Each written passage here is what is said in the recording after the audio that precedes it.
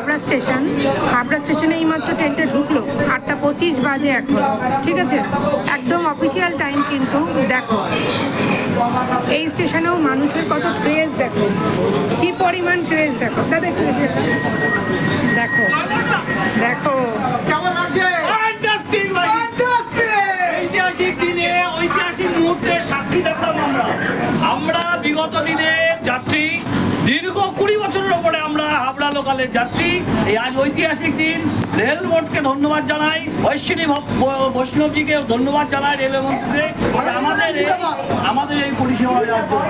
এটা সত্যিই আমরা অনেক নীতিদের ভেতরে আলোচনা করলাম, তোদের এসি করে দেবো, তোদের এসি করে দেবো। আর ভারত সরকার রেল দপ্তর আমাদের সেই এসির সুবিধা করে দিয়েছিল, এর জন্য সরকারকে ধন্যবাদ জানাই। একসাথে রাজ্যে এতগুলো ফেসিলিটি, একদিকে তো এতগুলো 3টে রুটে মেট্রো চালু হলো। প্রথম এসি লোকাল পূর্ব ভারতের শিয়ালদা ডিভিশন হাত ধরে রানাঘাট শিয়ালদা চালু হলো, এরপর দ্বিতীয় এসি লোকাল সেটাও চালু হয়ে গেল। দেখুন মানুষ এখন যত ফাস্ট জীবনে আমরা সে পিছনে কত তাড়াতাড়ি আমাদের জীবনকে কাজ করতে হবে, ঠিক আছে? এই জন্য একটা আপনি দেখুন শিয়ালদা থেকে আমার হাওড়া যেতে 1 ঘন্টার উপরে বাইক ট্যাক্সিতে যেতে আমাদের সময় লাগে, ঠিক আছে?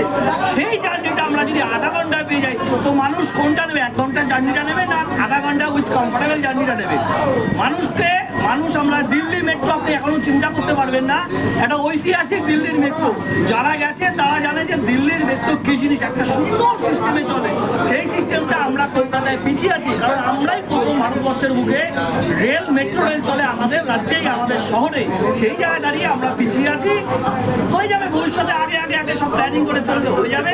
তবে আজকে এক ঐতিহাসিক দিন, এই ঐতিহাসিক দিনে আমি সাক্ষী রাখলাম। আমি শুধু কেউ বলছে নাকি ভাড়াটা নাকি কিছুটা বেশি আছে, আপনার মধ্যে কি আছে?